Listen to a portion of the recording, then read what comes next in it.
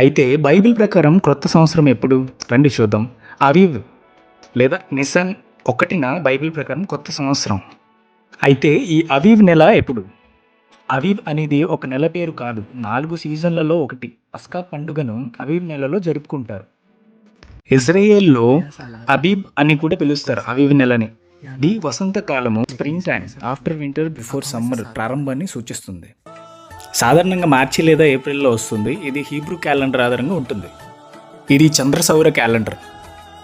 ఈరోజు మీకు ఒక సత్యాన్ని తెలియపరుస్తున్నాను. యేసుక్రీస్తు యొక్క పుట్టిన దినము కూడా ఈ 2 నెలల వ్యవధిలోనే దాగి ఉంది. హీబ్రూ క్యాలెండర్ ప్రకారం చూస్తే ఈ నిసన్ నెలనే అవీవ్ నెలనే మొదటి నెలగా సూచిస్తుంది. దేవుడు నియమించిన ప్రకారం అదే క్రొత్త సంవత్సరం కూడా.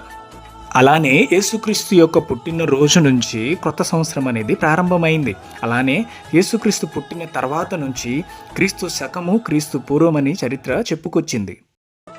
ఇది కాక యేసుక్రీస్తు ఇదే నెలలో 14వ తారీఖున మనతో నిత్య నిబంధన చేశారు. మత్తయి సువార్త 26వ అధ్యాయము 28వ వచనంలో చూసినట్లయితే మనతో ఆయన ఇదే నెలలో 14వ తారీఖున క్రొత్త నిబంధనను చేశారు అని బైబిల్ మనకు క్లియర్గా చెబుతుంది. వీడియోని పూర్తిగా చూసిన అందరికీ ధన్యవాదాలు. ఇలాంటి మరిన్ని సంగతులు మీ ముందు పెడతాను, ఫాలో చేసి పెట్టుకోండి.